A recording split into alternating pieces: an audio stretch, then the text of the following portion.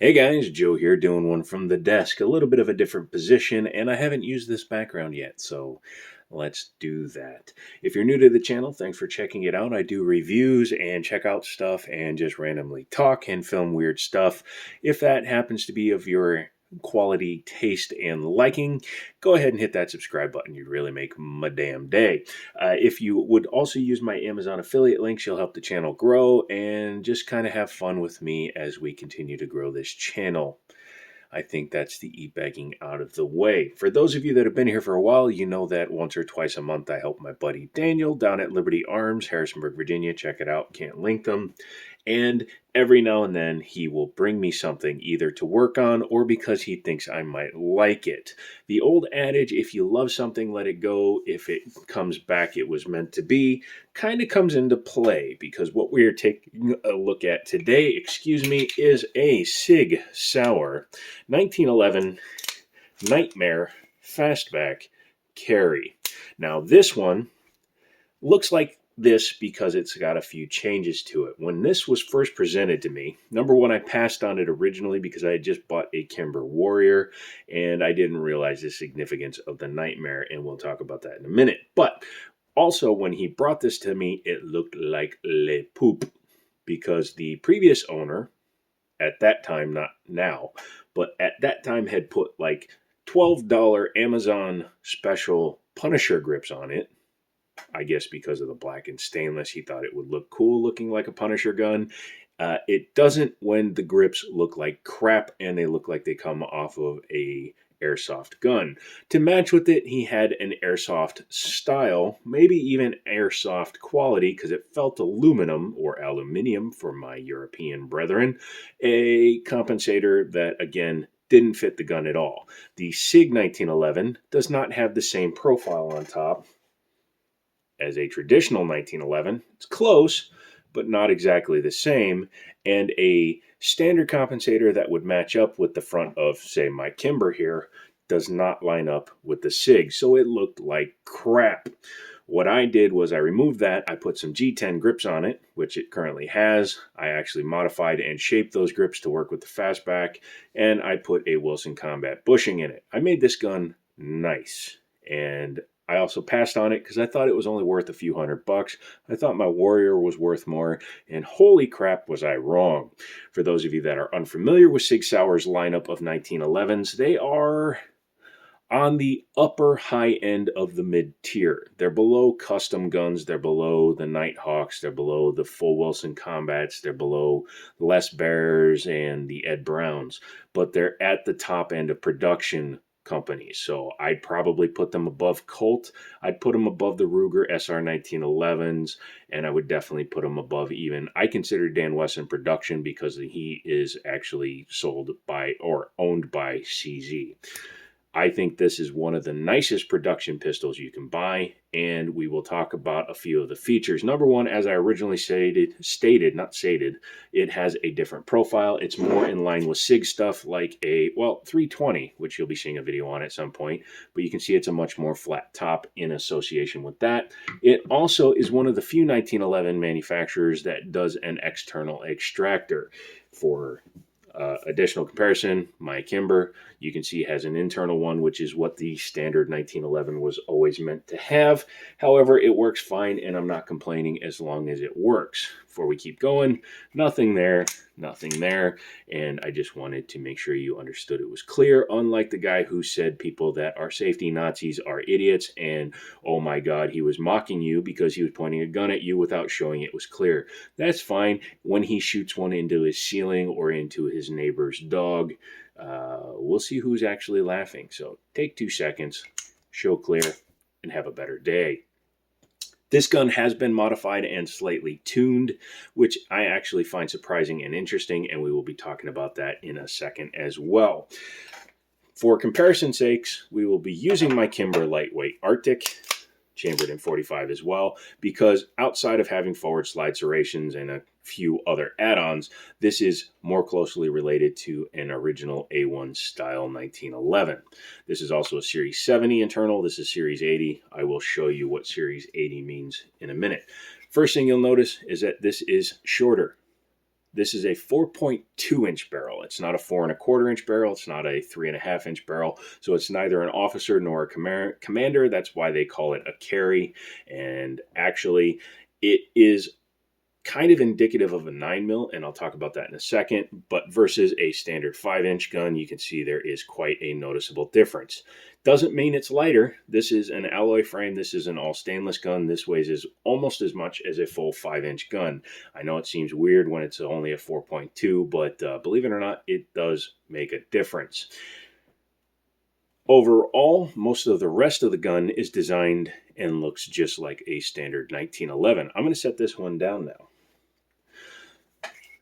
This one does have ambi safeties, which are an add-on, something that was done after the gun was manufactured. This is the stock trigger. It's fully adjustable, and you can see that the spring is or the adjustment screw is all the way back, making this mimic a short trigger setup. Extended beaver tail, again, an aftermarket piece. I don't like it because it has kind of a raised hump in the middle. It's not a memory notch, and depending on how I grab the gun, if I'm just doing some dry firing, I can actually completely miss the grip safety and kill the gun. I have to push my thumb forward in order to activate the grip safety. That's stupid. If I buy the gun, I'm going to replace it with the Wilson Combat Bulletproof one that has a large memory notch like my Kimber. Very easy to grab, works no problem. So it'll stay stainless, but it'll be a good one. Being a fastback, it has a curved base here. Dan Wessons have these. I think Ed Brown makes them, and I think even Les Bear makes a few. It does kind of make it so it prints less. I don't really give a crud about that. I just think it looks cool. However, it does make it a little bit more difficult because I can't run a magwell because no magwell is shaped like that at the bottom, and a standard one would sit over the back. It also made the grips harder to do. These are actually Rock Island full-size G10 grips, but they're super grippy. I like them, and I had to reshape them. But I did it the right way, used some oil and actually manually filed them down so it matches the bobtail look. Work great. These screws were already on the gun. They're not factory Sig Sauer. I don't know whose they are, and I don't like them because you need a special tool to put them on and take them off. Being a very expensive pistol, you should expect it to have front strap checkering, and lo and behold, it does. It's like 25 or even, I think, 30 lines per inch. Very aggressive. That's my skin in it. Matched by the rear mainspring housing backstrap, and you can see that that is also aggressive. And with these aggressive G10 grips, you can see it doesn't move at all, even though I'm only using a few fingers to hold it.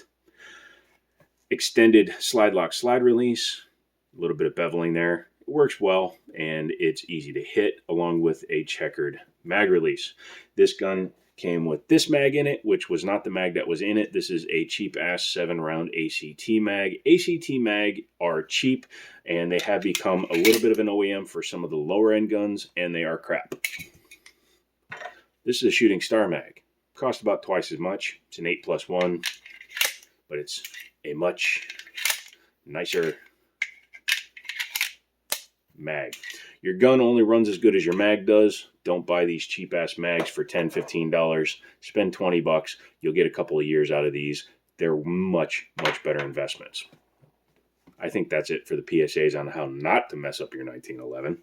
I did a little bit of work to it, and it's been tuned by somebody in the past. I don't think it was Punisher Boy, because this gun still looks and runs good, and runs better than stock in a few respects. Single action trigger, of course, but being a Series 80 trigger, I thought it was going to be a little bit sloppier because you have 4 additional parts in a Series 80 style internal. This gun, though, has an even lighter than advertised trigger. It's supposed to be 5.5 pounds. If this trigger is much over 3.5, I would be surprised. So depressing the manual safety, just barely touching it with my finger, you can see just goes. That's not 5 pounds. It's not even 4 pounds. You can listen and hear how quiet the gun is. In stark contrast to even my Kimber, which is a nearly $800 gun. Sounds more like a standard 1911 because of the guide rod setup that it has in it, which we will talk about in a minute.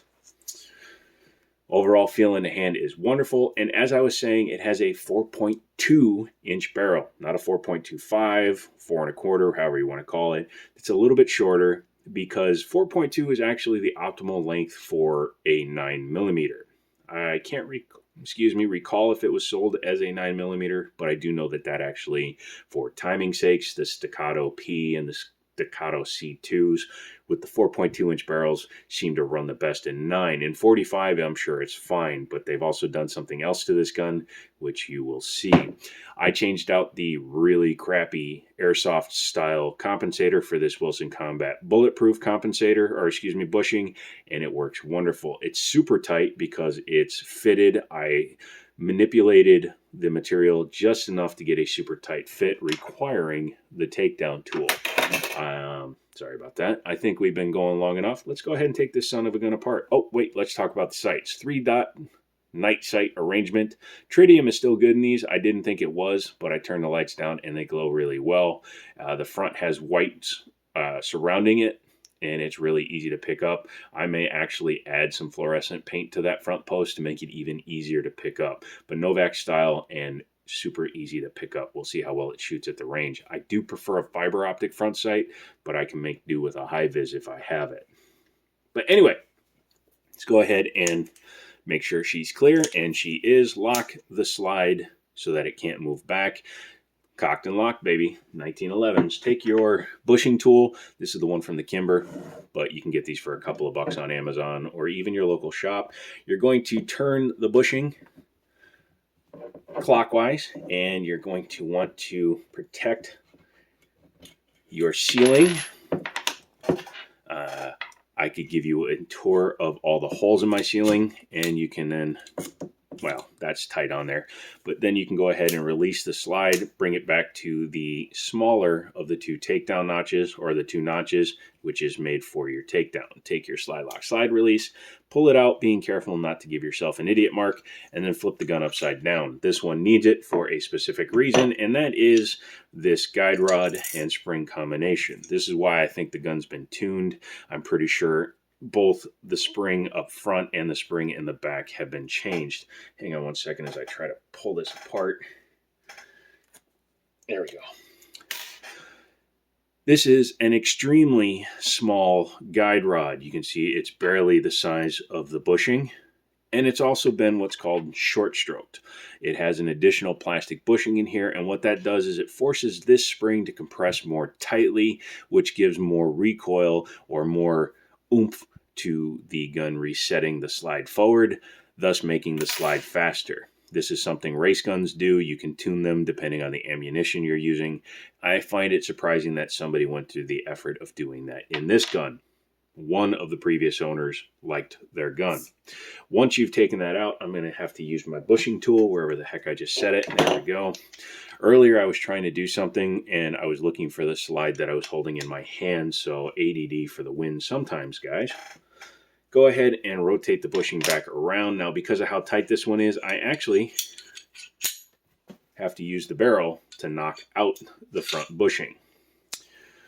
Super tight. Again, I filed it down just enough to make it super tight, and it helps with a little bit of stability, at least in my opinion. You'll also see here that I had to kind of polish down the outer rim of the barrel. That's because it had corrosion on it. Somebody had let it get wet, but I took it down. It's been heavily oiled, and it is back in fighting shape. The bore is still in really good shape. I don't know where the corrosion came from. Probably from Punisher Boy being an idiot. Going ahead and taking a look inside. Not sure what the finish is, but it is very solid. This gun has a lot of rounds through it. I'd be surprised if it has less than 1,500 rounds in it. But the overall finish is still very solid. Up here you will see this is part of the Series 80 style internals. This is a firing pin block or a drop safety. I don't know why people insist that they have them. I know that the government asked Colt to develop it, and I don't know why so many companies still use it later on. You have a manual safety and a grip safety on this gun. You don't need a third safety internally. But I guess, taking a look at the frame, here is that drop safety, and here you can see that just pushes up, which pushes the firing pin block up and allows the firing pin to continue forward and strike the back of the cartridge. There's your sear. Those are very important that those are in good shape. Otherwise, you wind up with the fully automatic 1911, and the trigger just goes around the mag just like any standard 1911. Overall build quality is very nice. It's a nice heavy frame because this is an all stainless gun. As I said, I know it's been tuned and it feels really nice, so at least that much was done correctly. Am I bad-mouthing the gun? No, I'm bad-mouthing the idiot that decided to take a nearly $1,200 gun and treat it like it was crap. If you're going to keep a gun forever and you're never going to sell it, I guess you can do whatever the hell you want to it, but why didn't you start with something cheaper, man? You could have done that to a Glock or something and nobody would be yelling at you like they are now. Go ahead and rotate your bushing back. You're going to take your guide rod, put it in. Make sure you put it in the right way because that would never work the way I just had it. Take your spring. This one, again, is not an original spring. It's tuned and designed to only go on one way. So you can go ahead and insert it over the end of your guide rod. Line up the guide rod so that it's still sitting straight. Take your frame, flip it over, line it up, and before you get all the way here, you're going to have to stop because the drop safety will be in the exposed position, which will stop the gun from moving. You will have to manipulate that a little bit in order to get past it. There you go. It does make it a little more difficult to put the gun together, but if you take your time, it's okay. Take your slide lock, slide release, run it through, make sure that the barrel is locked in position. Rotate up without touching the side of the frame so you can prevent the idiot mark. Bring the slide back to the takedown, which is also the reassembly notch. Push the slide lock up and make sure that the slide is locked in position. Once you've done that, engage your rear manual safety, grab your bushing, grab your bushing tool, or your plunger and your bushing tool, excuse me. Pray to all that you hold dear that you can do this with one hand. There you go. And start your bushing. Again, if you have a well-worn gun or a gun with a different bushing that hasn't been fit to the gun, it's a lot easier. But with my super tight fitment, it needed the tool. What do I think of the gun? Well, like I said, I should have bought it a year ago, and I'm going to probably buy it now, unless, of course, we're showing it to two guys who are willing to pay more than I am, so if they buy it, so be it. If not, I'm probably going to be trading in my Kimber towards it, because I cannot afford to just buy expensive guns like this.